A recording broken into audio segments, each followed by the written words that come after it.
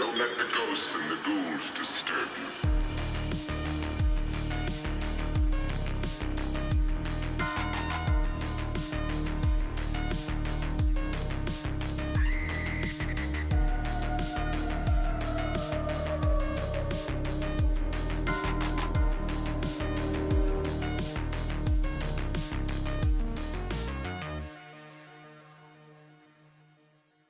Hey, what's up, guys? This is Josh from Nightmare On Woodsboro Lake, and today I am joined by a very special guest. I have the one and only Vincent DiSanti from Never Hike Alone. How are you doing today, my friend? Doing well. How you doing, my man?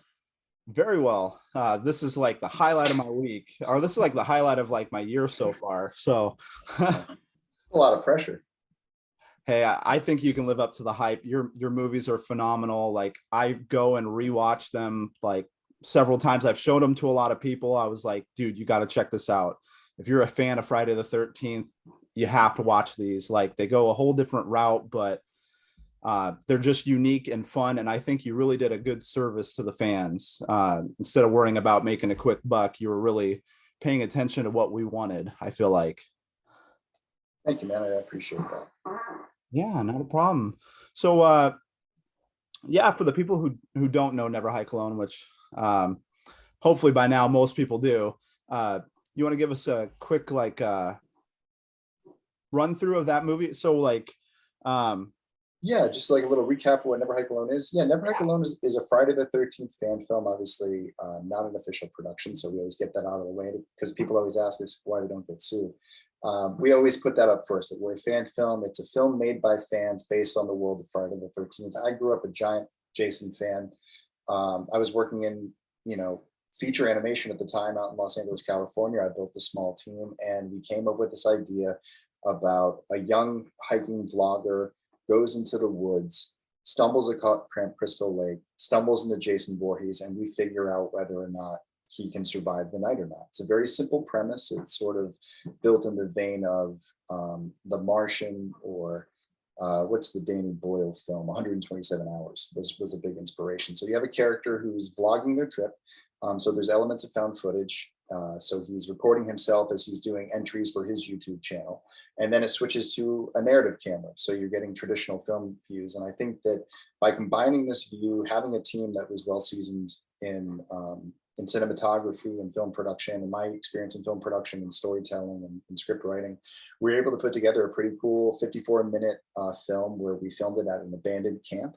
So that was a big inspiration for the film, for the fact that we found this abandoned camp and we built this film around it. And thank you to Christopher Thellis and Kyle Klein and Andrew Lady and Jonathan Cabrera and JD Martz with the core team that sort of got it off the ground. For the most part, it was the 5 or 6 of us up at this camp in the middle of Big Bear, filming pieces of this movie. And then we, ended up crowdfunding and got a lot of notoriety through that.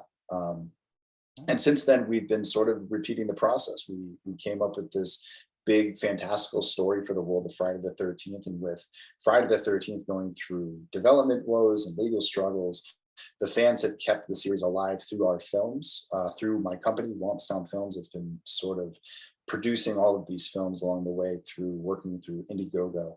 And we're currently working on a sequel to the first Never Hike Alone called Never Hike Alone 2, which is crowdfunding right now on Indiegogo, along with another animated prequel called Ghosts in the Fog, which is also on the same Indiegogo campaign for backers to add sort of a bonus short to the Blu-ray that's going to come out with the bigger film. Very nice. Yeah, that's awesome. I'm really excited for Never Hike Alone too. I mean, the only thing that bummed me was like Never Hike in the Snow was a bit shorter than the Never Hike Alone. I was like, oh man, it's over. Like, I know wasn't it originally you planned to have them like there was going to be multiple sequels, and then you kind of condensed them down to Never Hike Alone too. That's correct. So when we made Never Hike in the Snow, which was a prequel to Never Hike Alone, the intention with that is fans always wanted to see Jason in the snow. Shooting in the snow is expensive and really, really hard. But our idea was that if we took the concept for what's essentially Never Hike Alone 2 and split it up into half-hour episodes, and then added this snow prequel on as sort of like the pilot to a new season of Friday the 13th, the TV series. We thought it would be a cool way to present Friday the 13th, something that we had actually been pitching to studios, saying that just like with what Chucky is doing, you know, they have a feature film that has nothing to do with the original franchise. They have a brand new origin story, yada, yada, yada, bring that to the theater. But then there's original Chucky that we remember from our childhoods that links all the way back to the original Child's Play playing on Sci-Fi. So with the concept of Never Hike Alone, we're tied into the original franchise as it was from part 1 to part 8, the Paramount era before things really started to change and Jason Goes to Hell. And it's an extension of that. And so because these productions are starting to get bigger and bolder, like Never Hike Alone was made with one main character, and then there's one scene with a few other characters, and we were all donating our time and, you know, scraping together with it whatever we could. That was for the first film. For the everything else we do from here on out, we sort of like burn through all our favors. So now we actually have to go out and hire people to come and make the movies. And so fans basically fund those through the crowdfund. And based on what we had previously made in crowdfunding, which at max was about $50,000, we thought the best thing to do was to say, hey, $50,000 goes a long way for 30 minutes. $50,000 does not go a long way for 90 minutes. You're going to lose quality of production every minute you go after 30 minutes because you're trying to stretch something that really doesn't fit into that type of budget. You're either asking people to take less than what they usually take to be on set, which means they're less motivated to be there sometimes, or they can't take the job because something else that's better paying is going to come along. And you have to hire somebody who's the next tier down, or you have to do someone who's new and green, and you sort of have to give them an opportunity, and there's sort of risk in that. And so there's a way to sort of balance that. And with those kind of my thoughts, I was like, I want to get the best that I can get. So I'd rather break the money off into 3 different separate productions at $50,000 a piece and make each part and centralize each thing, because it's a lot of work and we're all working full-time jobs. We're working on feature films, we're working on TV sets, we're working on commercials. So breaking to do all of this time was going to be sort of a lot of work during that time. But now this is all pre-COVID, and we sort of had a rhythm going, you know what I mean? So with Never Hike in the Snow, we ended up raising $100,000. We were ready to sort of roll right into the next part of Never Hike Alone, which was going to be called Never Hike Again. And the pandemic hit. So we really had no choice. We had filmed Never Hike in the Snow. We had it in the can. We even were able to film a couple of pickup days, like during the summer with a very small crew, able to add some tension to the end scene. And, you know, but other than that, we really couldn't move forward on the next part until COVID regulations had come upon, because SAG wasn't going to let us shoot. You know, local film LA wasn't going to let us shoot. And we had to sort of do our best with what we were given. So we focused on finishing Never Hike in the Snow, getting it as far as we could. Late in the process, we thought, hey, what if we put it together with Disappear and Never Hike Alone, and created the ghost cuts? Maybe that's something we could add on, since we weren't able to do, you know, this part of it. You know, we weren't able to tell the next story, but maybe start to show people how this all connects. And maybe some people missed the Disappear music video that we did, which a lot of people did. And so be able to put that into the ghost cut and add voiceover from Tom Matthews and sort of add extra scenes that weren't there, like the scene with Deputy Rick doing the press conference, which made it into the ghost cut. And ended up on the Never Hike in the Snow Blu-ray. So it's different things that help sort of fill in the gaps for people, because when we originally made Never Hike in the Snow, we thought we were rolling into the next episode.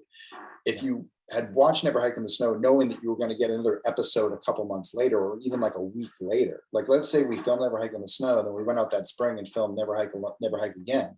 Now all of a sudden you're getting 2 episodes back to back. And so the first one leaving on a cliffhanger is like, oh, I can't wait for the next one, because now it's next Friday and I don't have to wait that long. Yeah. But I mean, it hurt my heart too, to sit there and be like, man, people are going to have to wait a long time to see the answer of what happens next, because they're asking a lot of great questions, and the answers are right in the next chapter.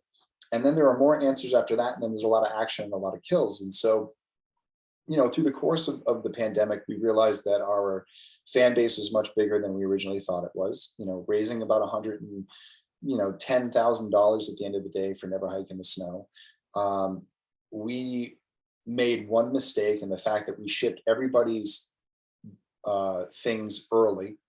and then held on to the money and then shipped everyone's Blu-rays again. So we basically we doubled our shipping budget accidentally.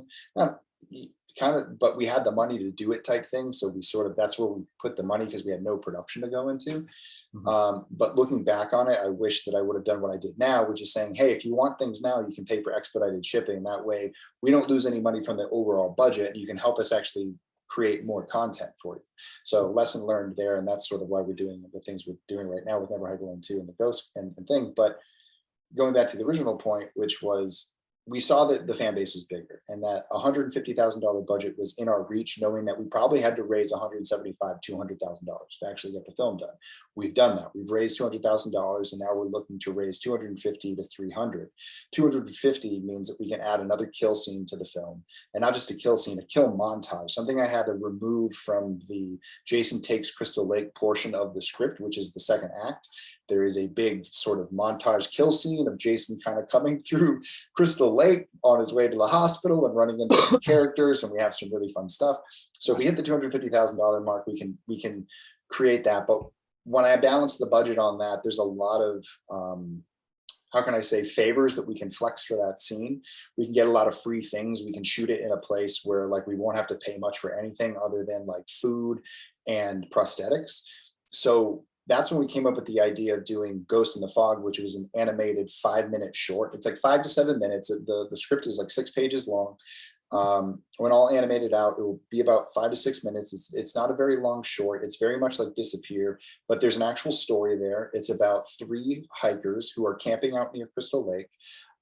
They get lost in a fog, end up at Crystal Lake, and run into Jason Voorhees, and we see if we can make it out. And so what's really cool about it is that we've partnered up with a company called Mako Animation, which is headed by a man by the name of Juan Rivera down in Guadalajara, Mexico. I met Juan through Never Hike Alone. He was a backer in one of the campaigns, and I saw his email one day. I saw it say Mako Animation, and we had exchanged some pleasantries back and forth on email, and getting to know him, realized that we had very similar interests, and wanted to work on things together. And we actually have an original production with Mako Animation that we're working on called Ghost Chicken, which we'll announce more about later this year. But in the meantime, we were talking about bringing Friday the 13th into animation, that a great way to introduce fans to our collaboration is through the Never Hike Alone universe, and doing this short test piece to show them what level of animation that we can execute if we do this partnership. So if we raise $250,000, we're going to create this 5 to 7 minute short Ghost in the Fog, animated Friday the 13th, Ghost Jason in animation, set in our world of Friday the 13th in our Camp Crystal Lake with 3 original characters, which is set sometime before Never Hike in the Snow and sometime after Jason Takes Manhattan. And it's just a lot of fun, and we get to show off what we can do in animation, what we can't do in live action, and to show people how cool that is, for the fact that we have this opportunity as a company making fan films to almost lead sort of this light this way for the Friday the 13th franchise, to realize how much opportunity there is there. Because the only thing that's keeping me from raising millions of dollars very quickly is I don't have an official Friday the 13th stamp on my material. If I could bring this to a studio, or if I get the studio to sort of follow suit and give fans this type of material once they figure out the lawsuit stuff, because I know that that's done, they're just figuring out the details of it, that there's plenty of room, and they just need to, honestly, they just need someone who's motivated and who understands the franchise enough to sort of lead that direction, and then use those industry ties to build a team that could bring about one of the coolest horror projects of all time. I mean, you have, especially if they get like a film going in the theater, you have some stuff going on streaming, whether it be some of it's in animation, some of it's in live action. You sort of take the fan film model and bring that to, HBO Max, or you bring that to a Netflix, or you bring that to a Hulu or an Amazon, and you say, give us 8 episodes. Yeah. Give us 8 episodes of the wildest ideas you have. and we'll bend logic, we'll bring back alumni, we'll follow different avenues that the franchise never followed before, bring in special guest VFX artists and directors. I'm sure that, for every Vincent DiSanti out there that is like, the young up and coming director that could take a really good shot on this project, there's also probably some seasoned directors that like, haven't you ever wanted to see a Friday the 13th by Sam Raimi? Haven't you ever wanted to see a Friday the 13th by a sequel by Tom McLaughlin or Adam Marcus? Maybe there's Jason Angel, maybe there's Jason X2, maybe there's Friday the, Tom McLaughlin's talked about doing Jason Never Dies, and all that stuff. And so like those things that seem like a long shot for the theater, because the industry, the industry really wants something new. Like the studios want something original and probably from scratch, I imagine, based on what I've seen kind of come out of the development wings in there. I don't think that they can really go back to the drawing board when it comes to stuff that's already been there. But I think that the streaming platform is where you do that, and you sort of work out your deals, and you could almost, like the original films, each episode sort of has its own deals and rights depending on what Jason you're working with, which is a lot of work for the lawyers. But honestly, there's a lot of money to be made there, and it's just about people working together and sort of letting the creatives create and letting that stuff hit the airwaves, and then let the franchise make money, and let's put a bunch of artists to work keeping Jason alive, and then hopefully original stuff comes right behind it. Yeah. God, yeah, I wish I know, like I've been waiting for like the next Friday the 13th thing to come out. Like, I haven't followed it like super close with like the whole lawsuit thing going on, but I was like very saddened to hear, all the stuff that was going on with that. And just having your guys' films, like it felt like it filled those holes for sure. And like it gave me hope for Friday the 13th and for Jason. Because he's like, honestly, he's one of my favorite horror characters of all time. I've been like I own the whole, like every single film, like I have all these like Friday the 13th like memorabilia and shirts and all this stuff that I like.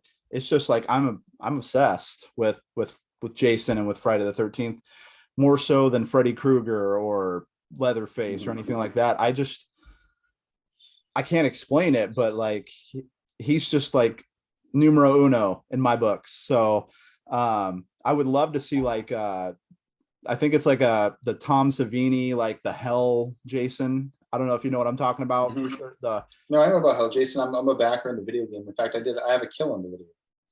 Oh, designed to kill. Yeah. Nice. I was a backer, and I actually have to be. I used to use it all the time when I used to shift a lot. I was like shift heavy when I first started in the game, because he had that long reach, so you could just shift and grab and like get everybody when he was like super OP. But now I'm more of a Ted White Jason. I like just running people down and wearing them down, bashing through doors. It just seems to be the most efficient way to do it. Yeah. So if you had to choose from like the main Friday the 13th films, do you have a favorite Friday the 13th fan film, or not fan film? Sorry, like a favorite Friday the 13th movie? I have both. My favorite canon film is Jason Lives, followed close behind by Final Chapter. And then my favorite fan film is Jason Rising. Yeah, you played an officer in that, didn't you? Yeah, I was a co-producer and a co-writer, and I played Officer Playboy, as it got jokingly called, because we used the Playboy for Never Hike Alone. We used it again in Jason Rising. But yeah, no, I'm proud of those guys, and I obviously like working on your own stuff. Sorry, I just sent a text from mom. No, so yeah, so what was I? Sorry, I'll start again.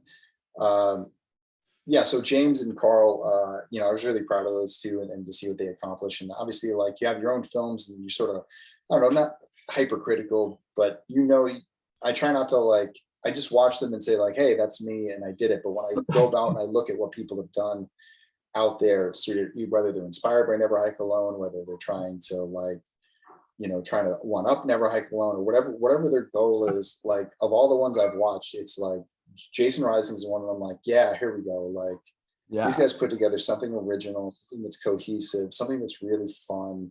And it kind of captures the spirit of what, Never Hike Alone was really going for.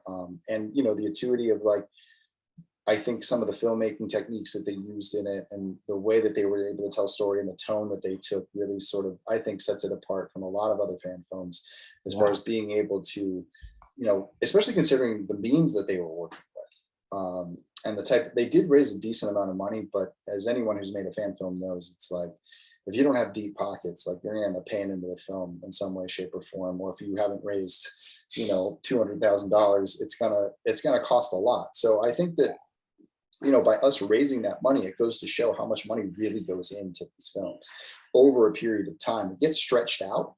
So like, yeah, we're not like just dropping 50 grand on it like right now, but over the course of time, we're raising and putting that money into the project from our personal funds as much as we're taking from the crowdfunding, putting into the movie, because we want the film to sort of be the best that it can be. And so the way I watch them sort of spend their money and also be able to pick, roll up their sleeves and get in there and build something or do something. They were like geniuses, small, like mostly James and Carl, but other people on that production jumping in and doing stuff like Freddie Heath, Daniel Smith, and those guys were just like really on top of it.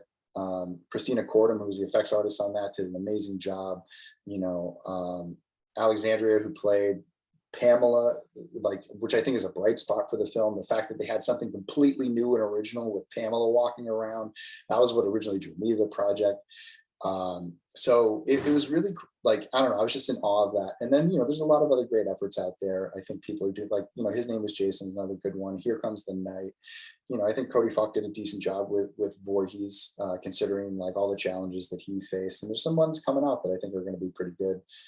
My Spatial Boy looks pretty promising. I have to check out Night of the Beast. I haven't seen that one yet.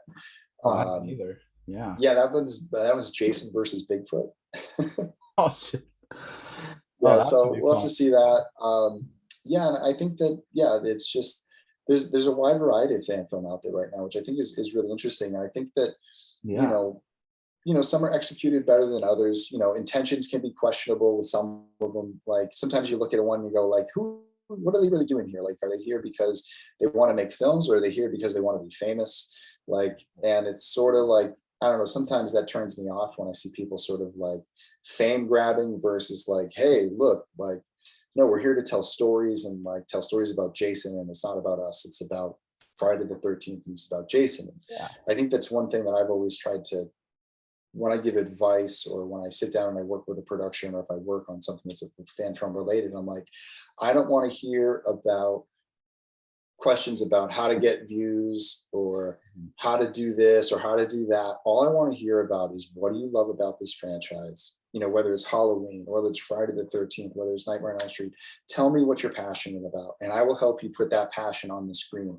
You can't tell me that you're doing this. You can't tell me that, like, what do you want out of this scene? Oh, I want 1 million people to watch it. Like, I don't know how to do that. What I know how to do is put passion on screen. I know how to get you from A to B production wise and tell a story. If you don't have a story and you don't know what you're doing out here, there's not much I can do to help you other than help you set up stuff. That's sort of like, that's sort of like the dynamic that I've experienced. I've experienced a lot of sort of people who sort of have an idea, but they don't want to follow through on it, versus people who have this idea that they can't help but want to tell it. And it's just pouring out of them, and the story is just flowing out of them. And sort of, when I was doing that with Never Hike Alone, that's sort of how it was for me. I was literally going up to this camp and writing scenes because I would walk into a room and get an idea. And I'd be like, okay, how do I fit this into the rest of the movie, and blah, blah, blah, and then write it out and really think about it and expand the world and world build, everything that I was taught working in animation. Yes, I was making films for, feature animated films, but a lot of them had adult content and adult themes. Like, I worked on one called Freebirds, which is about two turkeys discovering a time machine and going back to the first Thanksgiving to take turkey off the menu. Time travel movies are really hard to write. They're like impossibly hard to write. And being a part of that writing team as like an assistant and a coordinator, I learned a lot of writing techniques. And that's sort of like where I always come from for every project I come on. I go, listen, like I saw what it took to get things to even be mediocre. So if we can do some of these same steps to at least sort of hold ourselves to a standard and not fall below these standards, or to push on things when things need to be pushed on and not be precious about ideas or be precious about sort of like what was written down because it's tied to something that no one else cares about. Like, what's the best thing for the film? And is this helping the film move forward? Or is this so entertaining that you can't cut it out? You know, those are your two options. It's either going to be super entertaining or it has to add to the plot. And if it's not one of those two things, then it shouldn't be in the movie and you should move on and cut your losses and save some money and put it into another thing. You don't need a 90-minute movie with every single idea in it. You need a 60-minute movie with all the best ideas that can fit into your budget. And that's what I always start. And that's what I kind of say. And if you look, a lot of the films that I see that are most successful in that realm are around that 45 to 60-minute range. And, you know, I wish I could have made Never Hike in the Snow a little bit longer, but for 23 minutes, I mean, you're getting a quality of production that is, I'm telling you, like, I've been on these big sets, like we're pretty close. Like, I know we're not 1,000% like, oh yeah, this is Netflix or blah, blah, blah, but it's pretty close. You know, with a little bit more money, like we have on Never Hike Alone 2, we can afford that one little niche thing better that's going to make smoother camera moves, that's going to get more dynamic camera moves, that's sort of going to let us up the lighting budget and up the sort of overall location budget. Like for Never Hike Alone 2, we have a hospital we're shooting in, an exterior and an interior. We're going back to some of our other locations that we've been to before. We have car stuff, big stunts. So there's a lot. And it's nice to sort of be able to put all those films back together now and do it all in one run now that we've raised this money. So now it does make it easier. The fact that we can go up and shoot this film in 13 days versus, you know, going up and shooting 5 days here and 5 days there and 5 days in another place. We now have the funding from the fans to go and film this as one consecutive film and then put it out as a feature film. And so right now we're scheduled to shoot next April, which gives us plenty of time to prep. And then we release it in October of 2023, which will be the 6-year anniversary to the first Never Hike Alone. On the same Friday the 13th, we release the other Never Hike Alone. So that's sort of our goal. We have a good motivation to sort of do that. And we've just been working behind the scenes to get it done. And we actually start filming in about a month. We're going to film the first 2 scenes of the movie, use that as part of the trailer, and then go out with all the new costume stuff and do some promo photography. So I would say like sometime in the fall, and then Friday the 13th in January, you're going to see a lot more from us as far as like what we've been up to. And then hopefully if Ghost in the Fog gets completed, like I said, we want to raise that $250,000 threshold. If we hit that and we're able to put that on the Blu-ray, we are going to release that online this year and let fans get a little taste of what we can do in animation. And if we raise another 50 grand, we can complete production and or start production on Ghost in the Fog. I mean, the Ghost of Crystal Lake. Everything has ghost in it. And so, and then you'll probably see another campaign for Ghost Chicken, which is going to be our first original animated horror comedy about a vegan restaurant that's haunted by the ghost of a chicken and the one girl who's determined to figure out why. So there's a lot going on at once, but so that's why we've been super busy and just trying to get through one project at a time. Awesome. Well, I'm excited for everything that's coming for you guys. I mean, it all sounds super great. I'm very stoked to hopefully see that animation come to life, and shoot, I'm even down to check out the Ghost Chicken. I'm up for it. I love horror comedies for sure. They definitely have a place in my heart as well. I mean, I'm just anything subgenre of horror is great in my book. I love, you know, zombie films, thrillers, supernatural, anything horror is just like, I'm all about it. So and it's sort of like we want to build this stuff for the channel. Like we think that Womp Stomp Films, with the amount of talent that I'm surrounded by, I think that by me gathering all these people that I know, putting them together on projects and putting content straight out on YouTube for people to enjoy will hopefully open doors, because it's sort of the best avenue that we have. And what's nice is that we're not asking for permission sort of to do any of these projects. No one is saying, oh, you have to do this project or that project. We greenlight our own projects and we put it out to the fans to say, either back it or don't. And, you know, we've approached fans with stuff like Pathosis and Judy and, you know, some other ideas, some other fan film ideas that like we've raised $10,000, you know, maybe $15,000 here or there, but it's been really tough getting the original stuff off the ground. So Never Hike Alone has really brought people to awareness of this. And I think the more that we accomplish in that realm, the fact that we're looked to as a trusted source of quality filmmaking, that when we go for our original stuff, and I think maybe if it's something that's directed by me, it might have a little bit more, you know, since people mostly associate me with the Womp Stomp brand and the stuff that I direct. So bringing that to original production, I think people will be hopefully like really inspired to back it, especially Ghost Chicken, which, you know, is probably about a $50,000 production. Oh. So it's a lot of money, you know, even though it's a 25-minute short, you know what I mean? That's the cost of doing it the right way.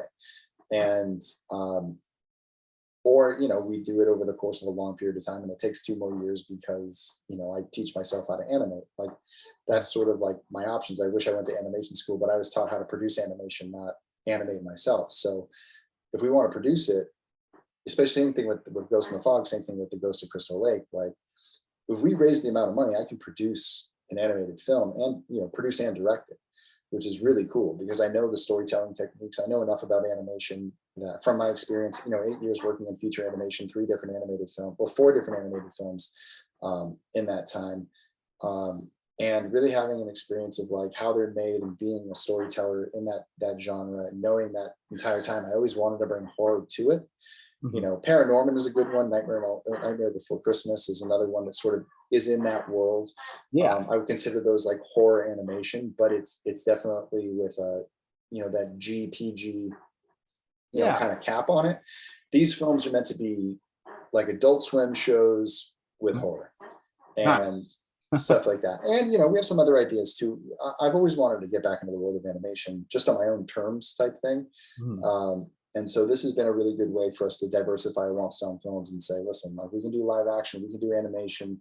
We know both styles of production and we know horror. So as you know, like I said, like as we establish ourselves on the original front over the next year or two with more original projects, and companies start to look towards us to say, hey, maybe we can do a feature film with those Womp Stomp film team.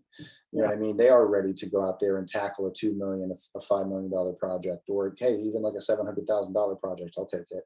Yeah. Like, we may be able to work something around that and say we do that. But, you know, I think that that's one of the things I try to get through people's heads, especially, you know, young filmmakers, is they want to climb up and do things. It's like Womp Stomp Films didn't get to where it got to overnight. It started with no followers, just like anything else. It's but that previous starting with no followers, preceding that was, you know, 8-10 years of production, of work, of putting time in the industry and studying. And before that was 4 years of study in college.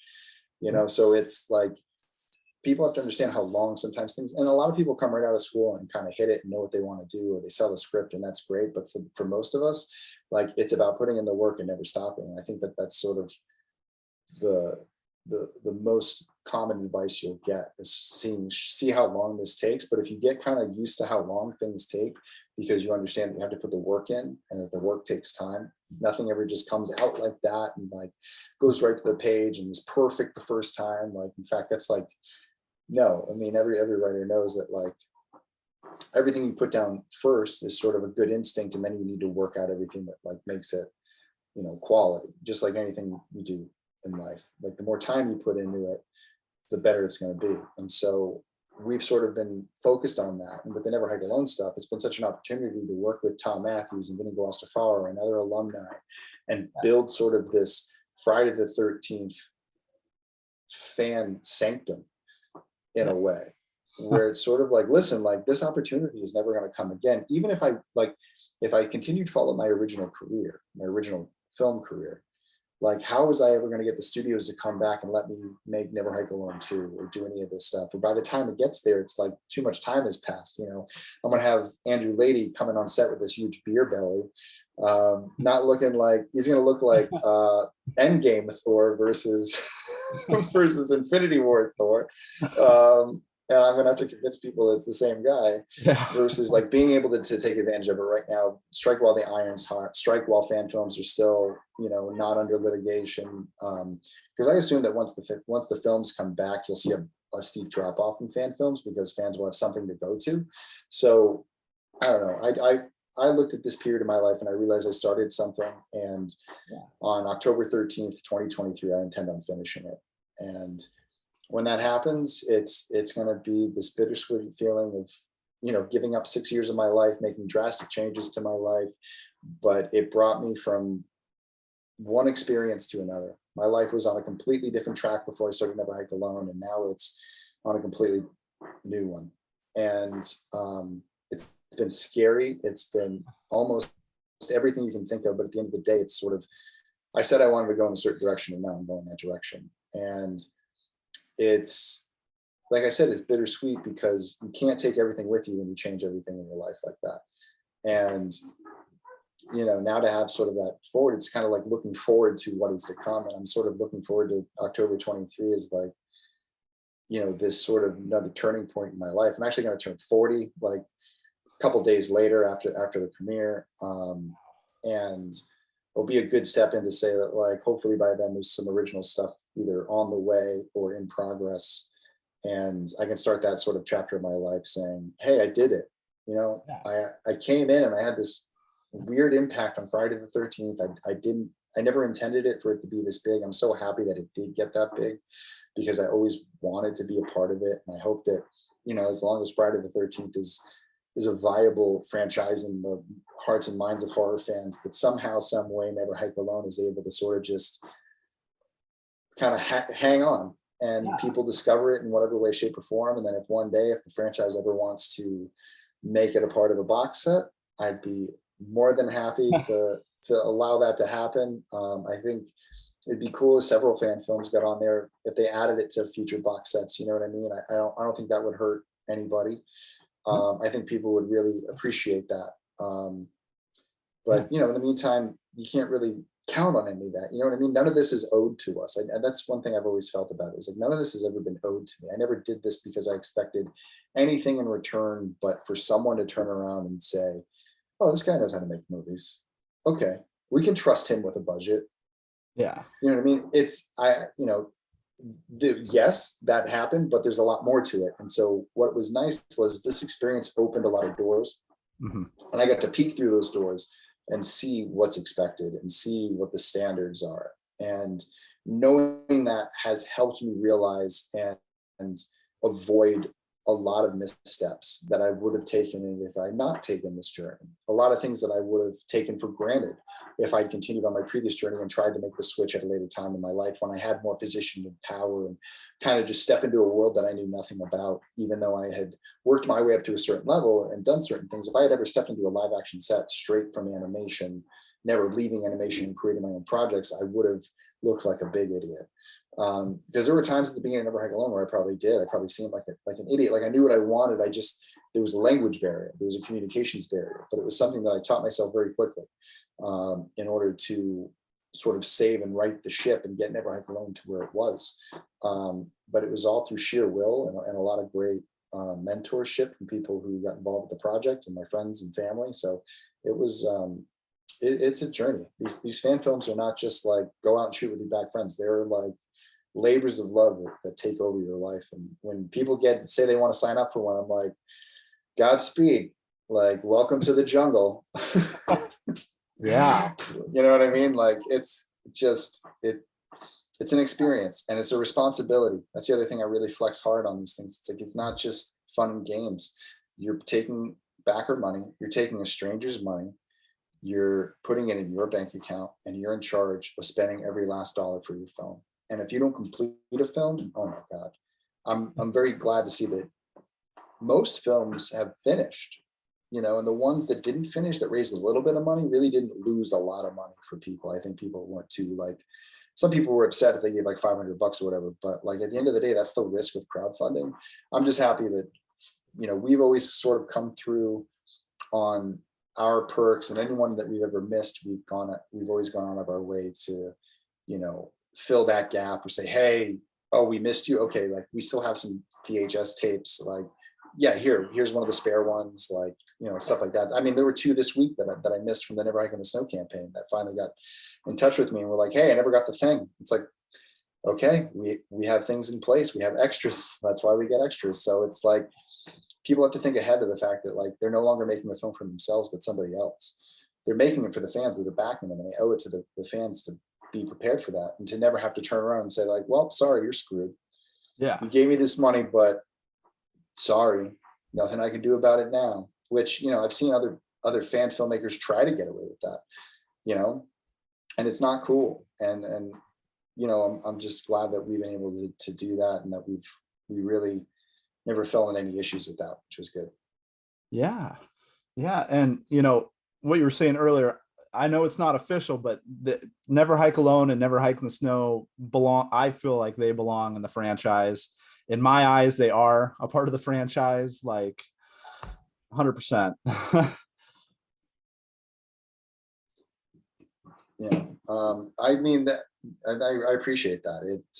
It means a lot. Yeah. It was weird. Like it's sort of, that's like the reach goal. When you sort of make one of these, you're like, oh, maybe people will like, they'll want to add it to their list of things to watch on Friday the 13th. And so when people started saying that, I was just like, wow, really? Like, really? Like, that's, wow. It's like, honestly, it's the greatest compliment to have that, because it's not how we sort of saw it. You know what I mean? Like, we still feel like, wow, there was a better film. We had a better film in us. Like, honestly, like we sat there and said like, man, like we learned so much along the way. If we could have gone back from the beginning and done it all over again, I would have done it this way, or I would have done it that way. But sometimes you have to make things like this to sort of discover it. And that discovery sort of becomes the magic behind how films really sort of take shape. Yeah. But, you know, I think that's what I'm hoping with Never Hike Alone too, is sort of like the story comes from the same place. Mm-hmm. The inspiration comes from the same place. The passion comes from the same place. And it was what sort of I always wanted to do in a certain way. And this lets us go do it at a bigger level. It's a different type of film because it's more of a traditional film with not a lot of like there's barely any found footage in it. You know, really it's only there to sort of like pay homage to the fact that the first film's found footage. And found footage does play a little bit of a role in the story, but other than that, like it's a traditional movie, which for me is like really exciting because those are the types of things that I want to make. I don't consider myself a found footage filmmaker. Mm-hmm. If I ever was asked to do found footage, the first thing I would ask is if I could do mixed media.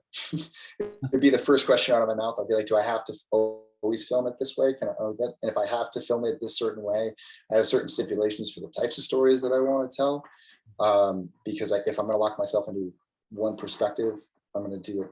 I have plans and other films that I want to do. But anyway, long story short, you know, I appreciate the compliment, and honestly, it means the world to me every time somebody says that, because it was only a reach goal at the beginning, and the fact that like we hear that and we hear it quite often is really sort of it's just a testament to all the hard work that everybody put into the film, and that's it's an enjoyable feeling.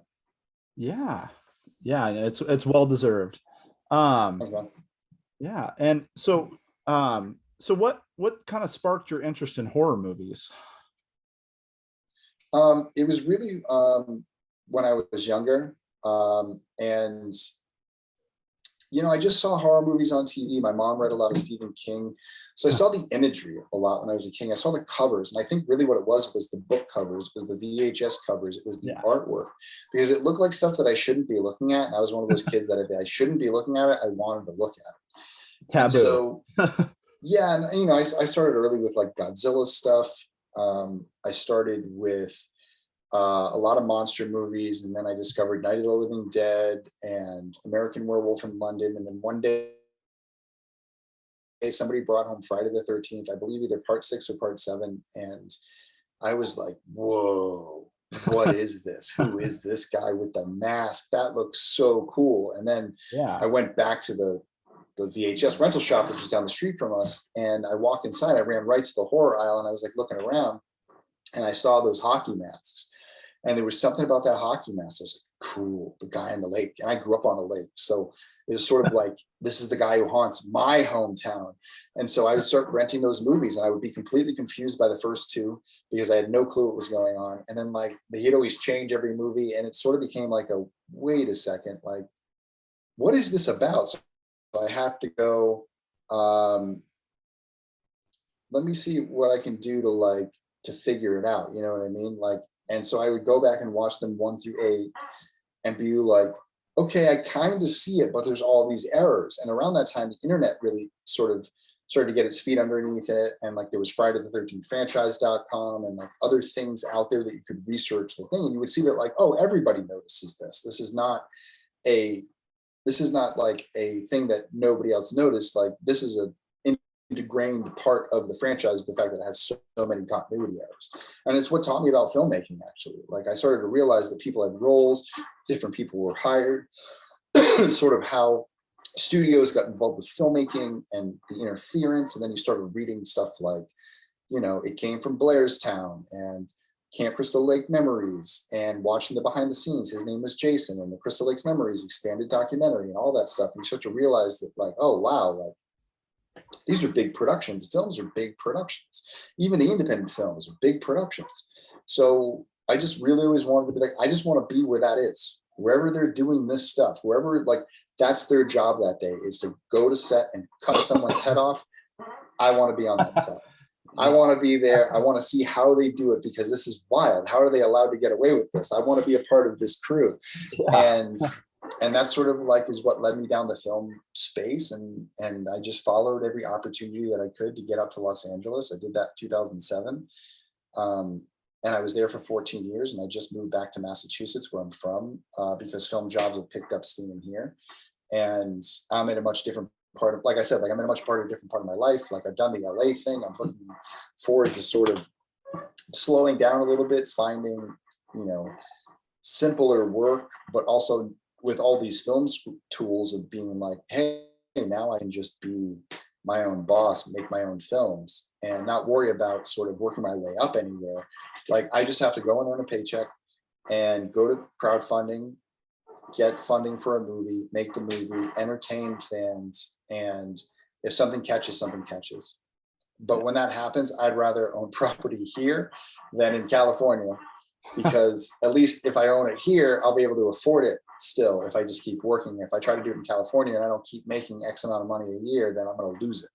So it's sort of like it's an incentive for me to sort of be smart about where I want to see my life going. I don't want to be an LA-based filmmaker. I want to be a Massachusetts-based filmmaker. I want to make films here in Massachusetts, but also knowing that I can make films in California, in Arizona, in Michigan, in Idaho, in Portland, in Texas, in Georgia, and plenty of other places where I'm sure that if I reached out to a friend, Indiana, Ohio, like I have opportunities to film anywhere in the world. You don't have to be, films don't just have to be made in LA. There are a lot of great films made in LA. There's a lot of great productions in LA.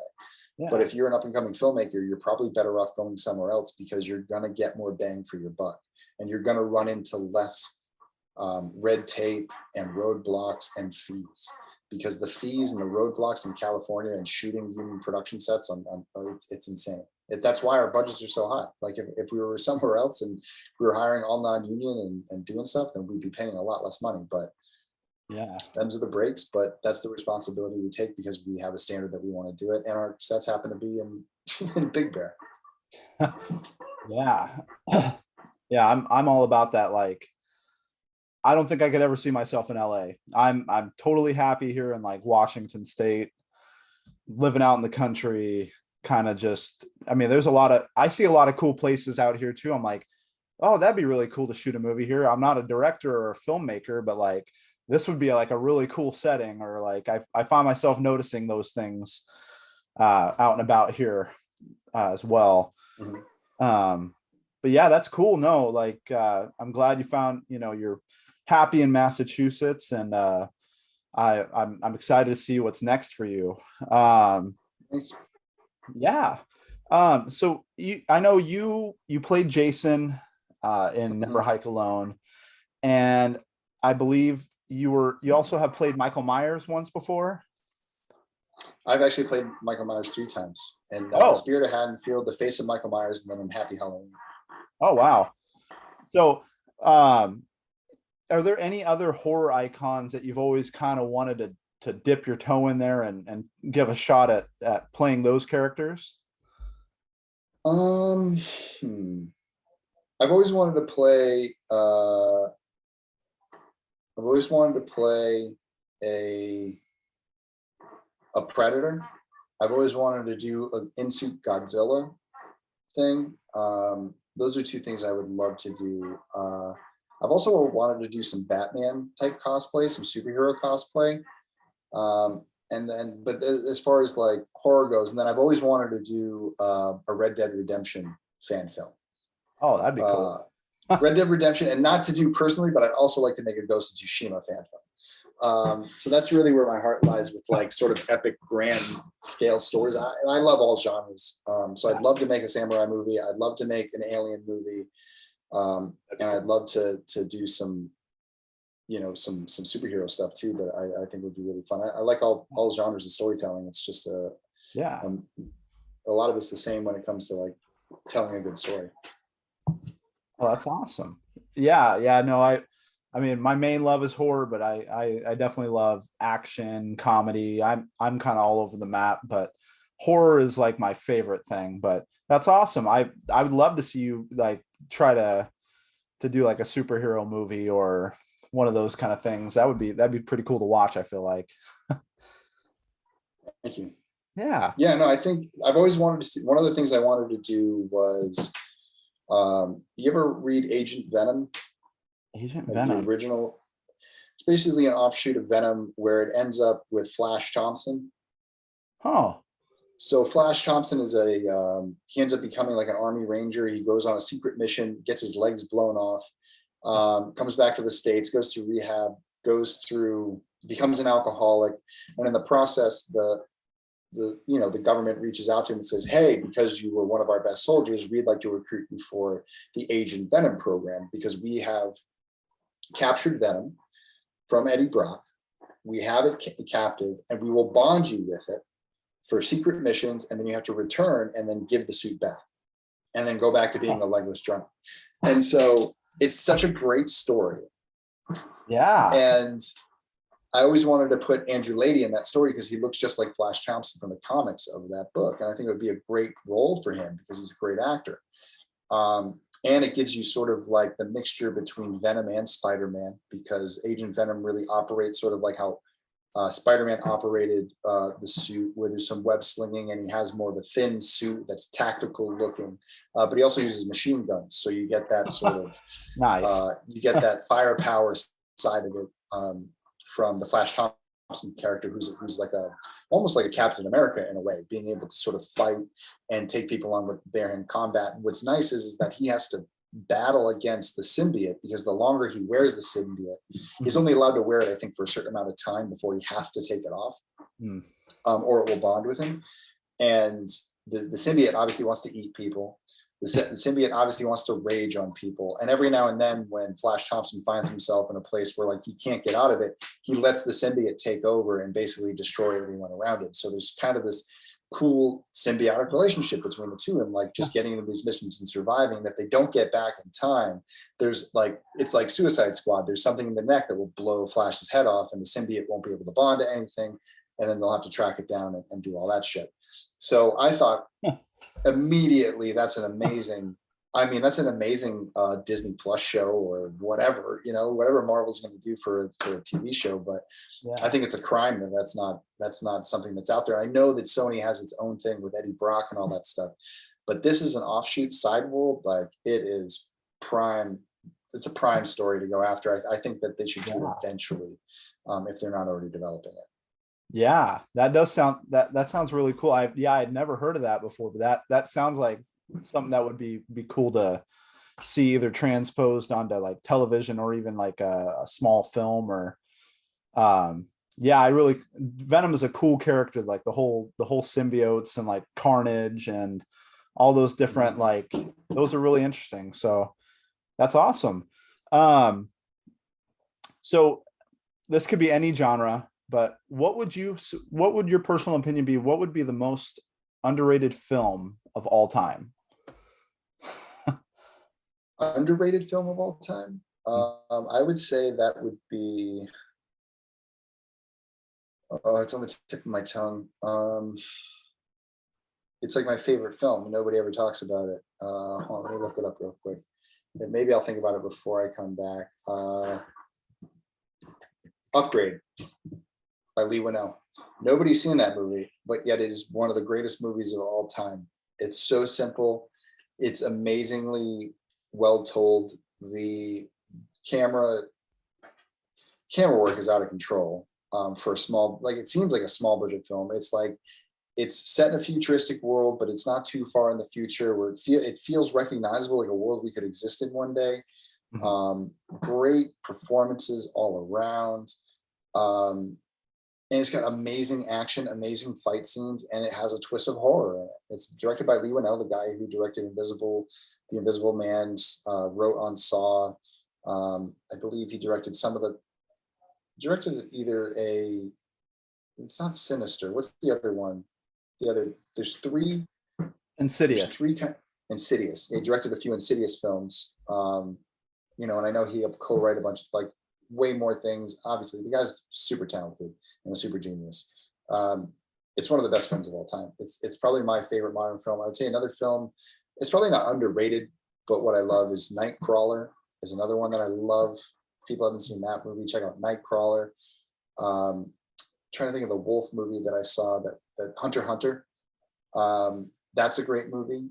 Low key. I've been really into slow burn stuff. Blue Ruin, which I think people know about by now. If they don't, they definitely got to check out that film, a slow burn revenge film, directed by Jeremy Saulnier. You're talking about the films I'm talking about are sort of like where I hopefully see myself going as a director and a storyteller. People that are working with, fixed budgets because they made them at a time in their career when they were up and coming. And they deliver on so many different aspects, and the tools that they use are within reach of most fan films. I mean, not most filmmakers. Those things are affordable for projects. It's just about how do you tell your story, how do you craft your story, and then how do you execute on the day. So those are films to study big time if you're an up and coming filmmaker, or if you're just a lover of film, to say just appreciate, because we all get used to seeing Avengers and big tentpole movies with all the money in the world that they burn through to do the special effects. Like when you watch an independent film made in today's climate and it is technically flawless, that's a hard thing to do. You got to take appreciation about how well crafted some of these films are, considering they don't have the big fireworks like Avengers does. There's no snaps, there's no portals into other dimensions that they can fly through. This isn't Sony Pictureworks Animation coming up with the multiverses. It's down and dirty storytelling. It's using minimal stuff to tell amazing stories. And so those are the films that really I think intrigue me the most these days. As much as I love a big crazy movie, I also appreciate, I think I appreciate the small ones a little bit more, but I am looking forward to, just the big crazy one I'm looking forward to that's coming out soon is Prey. Oh yeah. Predator movie. That looks pretty down and dirty to a certain degree, but there's also, you can see in some of the later trailers that there's a lot of stunt work. Nice. Yeah. No, that'll be a good one. So sorry, I'm just firing off some question at you. If you had the chance to work with one director, either who's currently living or has passed, who would you want to work with? I'd want to work with Wes Craven. He seems to be one of the people that the more people I talk to in the sort of the world of that, they cross paths with him in some way. They worked on a film with him, or they know people that worked with him. They have so many great things to say about how much of a sort of a great person he was. Yeah. I think I'd want to work with Wes and sort of study from his school of sort of directing. Everything I heard from him is that he was well prepared. He always ran an amazingly, efficient set, and he knew what he wanted. which are three things that I know everyone on set loves from a director. There are other people that are amazing directors that you probably have heard about a million times, but you hear them about what they're like on set, or you hear sort of some of the other intangibles that kind of come with working with them, and you're like, oh, like they're a genius, but they're also nuts. So that would be an experience in itself. But I think Wes was the one I heard about that was just like, it was like going to school. You know, you went to school every day and you were happy to be there, and then you learned something. And you learned something about either filmmaking or about yourself, and you got better. And so I think that if I wanted to learn that from somebody, I think that Wes would be the person I think I would learn that from. Yeah, he definitely has he's one of my top two favorite directors. My other would be George A. Romero. Dude was just, I feel like he was like the godfather of the zombie genre. He was like the, you know, the pioneer, in my opinion, with like Night of the Living Dead and everything like that. And just the way he grew over time with, like, you know, Land of the Dead, Survival of the Dead, all that. I loved his filmmaking, his ideas, like the dead becoming, you know, or having some sense of consciousness, and like just the different like aspects that he brought to the genre. But yeah, him and Wes Craven are my top two for sure. Yeah, I heard a lot of great things about George as far as like him taking people under his wing too. We had the school in Pennsylvania along with the Tom Savini School at the same school. I think it was Douglas Academy or something like that, Douglas University. They have the George Romero School of Filmmaking, which I know a lot of filmmakers have come out of, ones I've worked with as well. Another one I hear is was really good to work with was Stuart Gordon. Heard a lot of really great things about Stuart Gordon and working with him and his mentorship. So that was, those are definitely some people that I think that we, you know, the community lost because they were such great, they were such great leaders and mentors. But if you look at the people that are out there right now, I would say that I've got to talk to Lee Winnell a few times, and he's a really down to earth, cool dude. Scott Derrickson and Robert Cagle, who Robert wrote The Black Phone and Scott directed it. I see them doing a lot with on Twitter and like mentoring people. So I think there's people out there. I think if you just find your way, I'd like to kind of sit down and have lunch with people like that and sort of just see where it's going. Definitely. Yeah. Have you had a chance to see The Black Phone yet? I have. I saw The Black Phone. Oh yeah. I loved it. Like, for me, I thought it could easily become another like cult classic down the line. I was hooked the whole time. I feel like the pacing was very well done, and I don't know, I was just locked in. I was in for the ride. I really enjoyed it. Yeah, I think the film does a good, even though like there's sort of like, I could see there being a challenge of like trying to expand a short story with things that are so like you could sum up so quickly.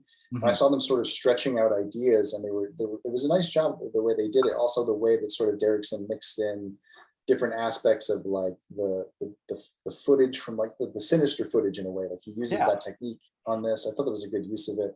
And then obviously, you know, when you have films like that that are very simple, the things that really carry them over the top are the character performances.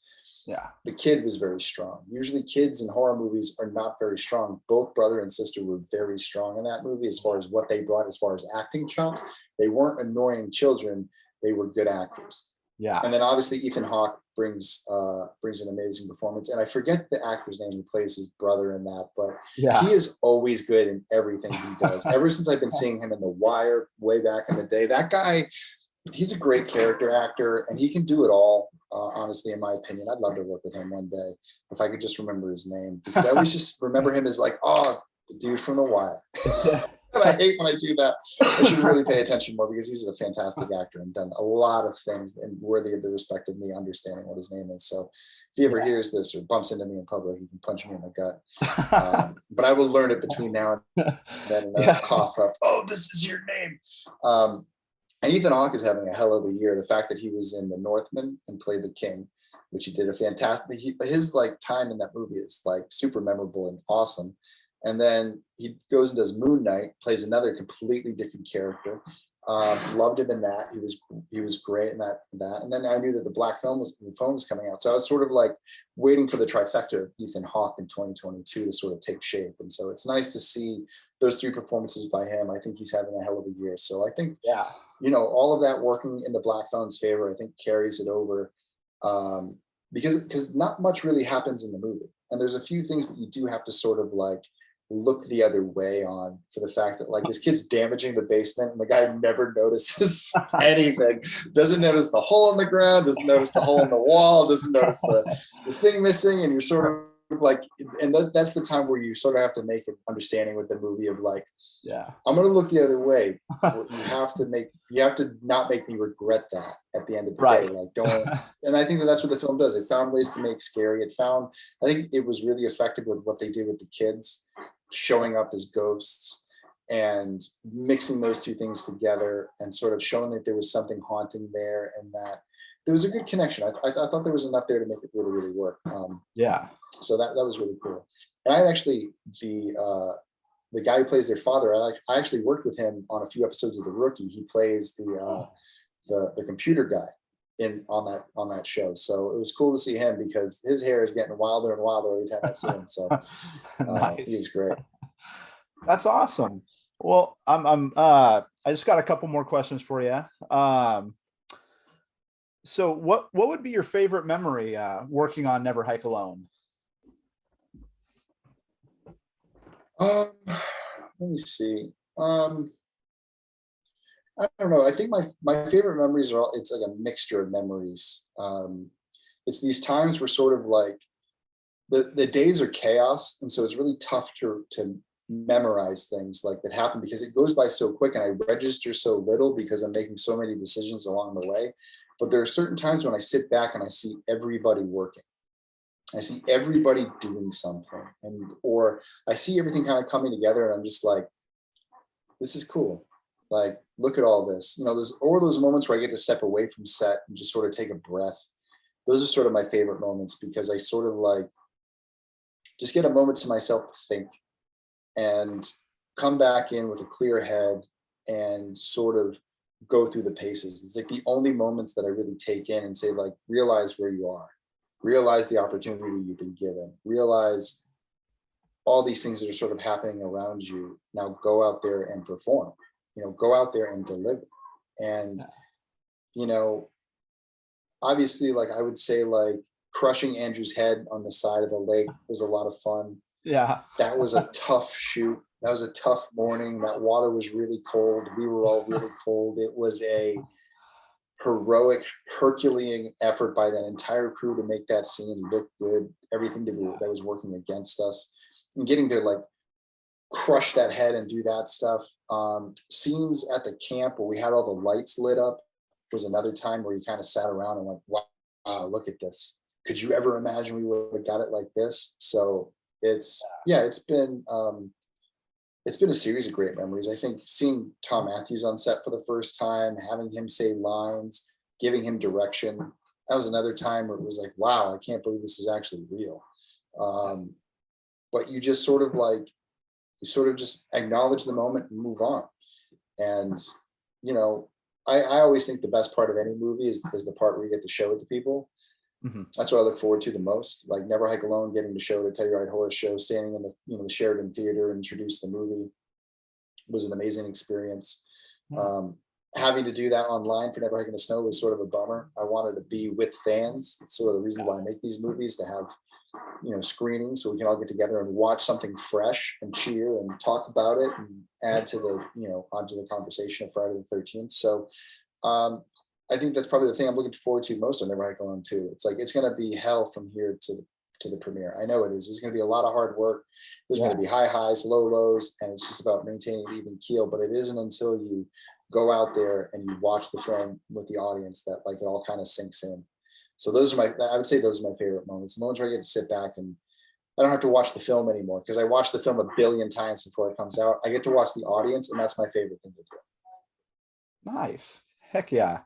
That's awesome. I know I was so shocked to see Tom Matthews, and like I said, he's Tommy Jarvis is my favorite character, and I loved his portrayal of that. And I really enjoyed him in Return of the Living Dead. Um, man, Mhm. I Yeah, would I just, love that film. I would just, oh man, if I could meet anybody, he would definitely be one of the people that I really want to meet before I kick the bucket. I really enjoy him. He's an amazing man. And if you're able to help us out in about a month or so, you may be able to get to meet him. Oh, dude, that would be so awesome. Yeah, we're filming not too far from you. Oh man. Well, you know me, I'm persistent. I'll keep bugging Yeah, you. stay in touch. And obviously, like when we get closer to set, we're gonna need somebody who's nearby who may be able to help us out and say, like, hey, we need to run to this type of store or something. You'd be like, oh, you want to go to this place or this is what's close. And obviously James and Carl are near there too, so they'll probably know a few places as well. But obviously we could probably always use an extra hand on deck to help with something. So let's stay in touch and we can definitely get you down there. Yeah, that would be amazing. And I'd be there for every beckoning call. Like you need something, I'm there. So just a few more questions here. So what would be your worst fear if you have one? My worst fear are a combination of two things. One is standing on a ledge and being pushed, Oh, and then tunnels. I oh hate God. tunnels. I'm not a claustrophobic person by nature, but if you put me in a tunnel that keeps getting smaller, that is like my biggest nightmare. I hate that nightmare. It's a recurring nightmare I have a lot. That and another one where my brakes go out on the geez. road and Yeah. I can't stop the car and I go flying off the cliff and I feel the weightlessness for just a moment and then I wake up and it is creepy. So if there's a multiverse and we experience dreams through the multiverse, like Doctor Strange says, there's a lot of versions of me that have gone driving off cliffs. So Oh God. Yeah, those are very logical fears. For me, it's like suffocating or drowning. And then also I am a little bit claustrophobic. So like being like in a tunnel or something, having it narrow and collapse on me and then just be completely trapped in there. And once yeah, again, exactly. yeah, no It's thank weird. you. Every time I'm in a dream and I end up underwater, I end up being able to breathe. Huh. All of a sudden I can just breathe underwater and breathing underwater is no thing. Like my brain just believes it. It's like, yeah, Ben, you can breathe. I mean, I know technically I'm just breathing air because I'm only dreaming, but in my dreams, I'm underwater, just like hanging out, like breathing, like, oh, I breathe water now. It's pretty funny. Got some It's not a big thing. thing. I'm waterworking it. Okay. Favorite kill in a horror movie. What would yours be? Oh man. For Friday the 13th, I always say Mark in part 2 because I just love that vision of him, that image of him flying down the stairs backwards with the machete in his face. I just think that's such a wild stunt. Kills ever, man. I don't know, everything in the Predator movies, they're so gnarly. I just love the way the Predator takes people out, rips their spines out, like guts them with the thing, like blasts them with the laser. It's like all the best. It's like the best of everything. And I would say the first two Predators for sure. Everything else after that, sort of like even the Alien AVP movies are a little, Yeah. But the first two Predators, I'm definitely a big fan of the gore in those films. Yeah, God, I've seen a couple movies where like the head or the spine gets ripped out. I just couldn't imagine how excruciatingly painful that would be right before you die, just feeling that being ripped out of your body. Like, oh, yeah, that's brutal. So is there anything you can tell us about Never Hike Alone without spoiling too much? Yeah, I mean, Never Hike Alone 2 is the completion to the story that we set off on Never Hike Alone 1 and Never Hike in the Snow. There's obviously the story of Tommy and Kyle coming back from the ambulance trip, of how Tommy got there. So what Never Hike Alone 2 is really the events of Never Hike Alone through the perspective of Tommy Jarvis. So you're going to carry over the stories from Never Hike in the Snow about what happened after those events. Diana Hill comes back, the mother of the character that's killed in the movie, Mark Hill. She comes back because she works at the hospital. She's a doctor. And it's her first day back to work, and life is going on, and Crystal Lake is another normal day. Mark went missing 3 months ago. She's back from her leave of absence, which is 12 weeks. And it just seems that like life is carrying on. And then one night, Tom and his ambulance crew get a call to go out into the forest and recover a lost hiker. And fans who have seen Never Hike Alone 1 pretty much know it's coming when they get out there. But you get to know a little bit more about what happened, about how this town operates. At the same time, you have Sheriff Rick Colon, who's still investigating the disappearances of Crystal Lake. He doesn't believe in Jason. That's not a spoiler. He's never met him. Yeah. Rick was locked in a jail cell. He never saw what killed his friends and his fellow deputies on the night that Tommy says that Jason killed them. Nobody was really a witness to any of it other than Tommy and Megan. Yeah. And even Megan and Tommy both sort of, have conflicting stories and all these different things about what happened. For Rick always had sort of this notion that if Jason was real, he's long gone. And if there's ever a threat to Crystal Lake, it's not Jason, it's Tommy. It's Tommy snapping again, like he almost did at the end of part 5. And so Rick's been trying to build this case on Tommy for years, very unsuccessful. And in the middle of all of this, Tommy Jarvis meets Kyle MacLeod. Ghost Jason reveals himself after being hidden for over 20 years. And it's the boy who cried wolf with, his proof riding in the back of this ambulance, losing a lot of blood, possibly gonna die. And he's got to prove to everyone that Jason is real and that they need to do something about it now. And in the meantime, Jason, who has been hidden for 20 years, now knows that the cat is out of the bag. He's been captured on camera. He's been seen by Tommy and Kyle. They have escaped. They are on their way to town, and the cavalry is probably coming. And there is no way to clean up the mess that has been created at the camp, because obviously something happened at the camp. And he's sort of in this mode of like, I've waited long enough. I've been hiding long enough. I'm not waiting for the fight to come to me anymore. I'm taking the fight to them. And he picks up his machete and he starts walking into Crystal Lake.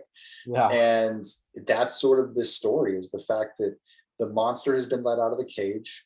It's actively hunting down the 2 people who survived the night of Never Hike Alone 1.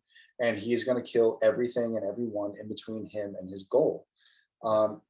On the flip side, you have Tom, you have Diana, and you have Kyle, all 3 characters who are affected by Jason Voorhees in some way.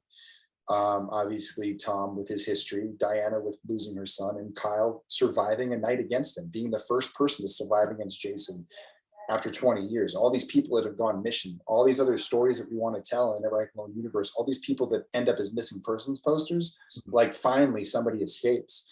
How willing are they going to be to go back and face that monster again after they just barely survived? You know what I mean? So there's this sort of ticking clock of the fact that Tommy knows that Jason is either 1, on his way to kill them, or 2, going to disappear again before it's too late. So if they don't act now, their opportunity to find and destroy Jason may slip through their fingers once again.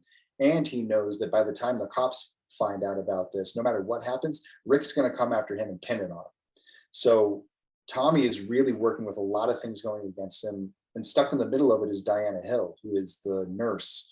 Not the nurse, she's a doctor who lost her son, who's sort of like looking at what's going on around her. And can she really believe this guy that some undead monster is in the forest, killed her son, and has now attacked his EMT crew and him and this kid? Like, or is he crazy too? Yeah. You know what I mean? She doesn't know who to believe. And then, you obviously have Kyle, who's sort of that. And so all these sort of things kind of happen. There's a lot of action that takes place at the hospital. So like we have some part 4 vibes going in this as far as setting goes. And I will say this, Jason comes to town and runs amok, and eventually everything comes to a head at that hospital.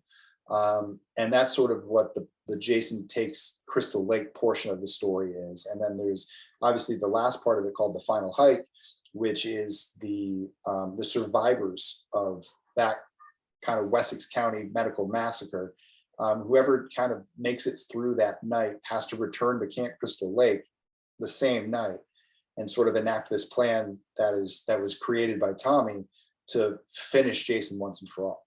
And they think that they can achieve this one goal, that they may be able to put Jason to rest for all time and stop the death curse. So that's where the final act kind of comes in. It's back at camp. There's a lot of big stunts. And then there's a very impactful and emotional ending. And I feel like if fans ever wanted a bookend to the Paramount era that felt like just as good as part 6, in that sense of like, you know what, if this is how it ends, if this is where the story stopped, it could stop right here and you'd never mess up another thing. Like, it could all make sense and I'd forgive it all if it just ended just nice like this. And we could all just say like, yeah, this feels right. That's sort of the goal with it. And that's what I'm going for. And I'm going for the bookend of the Paramount era. And anything else that we do in the Friday the 13th world will sort of either be a complete remake, it will be a prequel to tell more stories about people on those missing posters, or if there's ever a sequel to all of this stuff, it will be about brand new characters that are experiencing Jason for the first time. I feel like this is a closure to the Tommy Jarvis story arc. This will be a closure, unless Kyle plays into some factor in the future. Like, this is probably the closure to his story in some way. This is the closure for Diana's story. Everybody sort of gets their closure in one way or another. There's closure for Jason in a way, which is pretty cool, but I think that we don't really get from a lot of the films for him. And anything that, like I said, that would happen in the future. I'm not saying that Jason won't come back. I'm just saying that it's going to take a lot for Jason to come back, and he's really going to have to be pissed off to come back. And there's some ideas that I have floating around in my head, but you don't have to force anything with the characters that we've established. There would be more probably the traditional, like a bunch of dumb characters show up at Crystal Lake and accidentally wake him up again, which waking him up after all this stuff is going to be like, wow, you're really going to need to piss him off to get his attention. So it's going to be, I think fans are going to find, all of the fun things they love about Friday the 13th in it, but they're also going to find, I think, unexpectedly an emotional resolution to the whole thing. It's an experience for the Friday the 13th fan to sit back and go like, all these years of watching these films, did everyone really ever make a film for us? And this is that film. This is the film for them. This is the film for anyone who's ever watched Friday the 13th and got so invested and was like, it's right there. Just give me the end of this story. Please write the final chapter to this story. Because obviously the final chapter wasn't the final chapter. But just give me something that you could rest on that isn't him getting flushed out to the sea by toxic waste, or some guy who's barely decayed jumping through the top of a thing and pulling him down into the water, or whatever he looked like in Jason Goes to Hell, or Jason, it just all these sort of like weird sort of, it was never getting better for his demise after part 6. It always just seemed to get worse for Jason. I sort of want to give Jason like a dignified end. Something that's worthy of our fandom, all this love that we've given to this franchise and this character. I think something we need better. And not to say I don't appreciate everything that's come before. So obviously I love the franchise. I love every single film in its own way, but there's always been a part of me that wanted to see Friday the 13th sort of give Jason a send off like there's never been before. And I think this is the way to do it. And if fans trust me with what I've done so far, I think that they can trust me with this one, because this is the thing that I've been dying to do for a very long time. Awesome, man. October 2023 can't come soon enough. Tell me about it. I am so stoked for this, especially hearing what you had to say about it. It just makes me thank you, more anxious. But so I really do appreciate you coming on today. Like I said, this has made my year, and I was so stoked to get a chance to talk with you and pick your brain a little bit. And I'd love. Yeah, man, it's my pleasure. I'm happy to come in here and nerd out. Happy to come and do that stuff. Awesome. Well, hopefully, maybe sometime we can do it again. I would love to have you on again at some point and get to chat with you again. Yeah, we definitely talk maybe sometime before or after Ghost in the Fog releases, and obviously there's plenty of times between now and then to keep spreading the word about Never Hike Alone 2. And then for anyone who's interested, the Never Hike Alone 2 Indiegogo is still crowdfunding right now. You can find links to it on youtube.com/WompStompFilms, WOMPSTOMPFILMS. But if you search Never Hike Alone 2 Indiegogo, our campaign will pop right up. You can become not only can you get a credit in Never Hike Alone 2, you can also get a credit in Ghost in the Fog, which will be a bonus feature on the Never Hike Alone 2 Blu-ray. We're selling producer perks for that. We're selling Ghost Jason figures for that, new pins, new shirts, new posters. You can get missing persons posters in that one as well. And then the creme de la creme is that our EPs, anyone who gets at the EP category, which is 3,500, anyone who reaches that tier, you're talking about getting your name and likeness added into the film. So the character will be drawn to look like you, and it will have your name as the character name, and it will be voiced either by myself, Diego Valenzuela, or Luciano Felhaber. So there is one female character, two male characters. So whoever gets either you're gonna name the female character, or if you have to name the female character, you're gonna have to pick a female that you like. So we've been encouraging many boyfriends to either pony up and get something for their wife or girlfriend, or for those female horror fans out there, why not you get in? And I promise everybody that the female character is rad in this, and she has some really cool stuff that happens to her. So it's definitely worth that investment. We'd love to have some EPs on this and get it done. We're trying to get to $250,000 on our stretch goals. We're currently at $215,000, so about $35,000 left to go. We've already raised $200,000. I think we can raise another $35,000 in the next 3 months. So join us now or later or whenever you can, but the opportunity is going to be there for a limited time. We'll probably shut that side of the campaign down in September, but the earlier you back, the better, because then we can get the production done that much faster. So we really do appreciate everyone who has backed us already. And if you haven't, definitely check us out and give us a shot. We promise you won't be disappointed. It's a really cool feeling to have your name, at least in the credits of the films.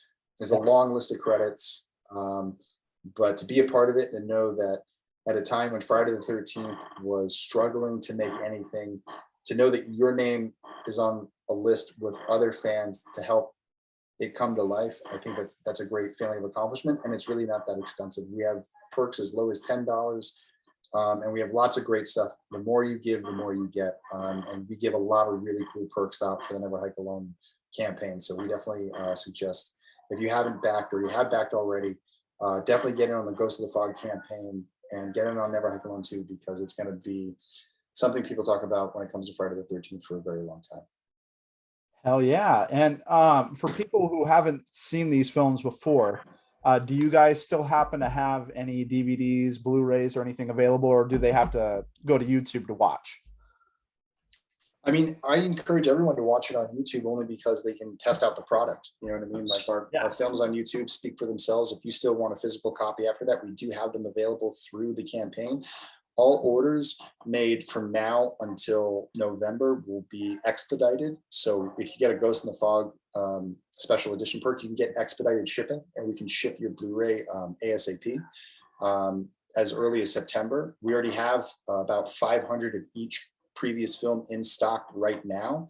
So we do have that ability to fulfill a certain amount of the campaign, and then everything else that's Never Hike Alone 2 related. So basically the VHS tapes and the Blu-rays, for the most part, those will obviously come after the film comes out. But in the meantime, we'll try to get you everything else. That way you don't have to wait until November, December 2023 to get your perks. You can get a majority of your perks now and just pay a little bit extra more to get your name in the credit of a new film and get your stuff prior to. So there's a lot of incentive to join Ghost in the Fog for sure. Hell yeah. Well, guys, if you haven't checked it out, go on over to YouTube. It's definitely worth the watch. I think it'll bring a whole new perspective to Friday the 13th. These are great films. I definitely recommend them 100%. Thank you again, Vincent, for coming on, and I hope you have a killer rest of your day. You as well. Thanks, man. Yeah, thank you. All right, and for you viewers out there, keep killing it out there, my friends. Just remember, don't get caught.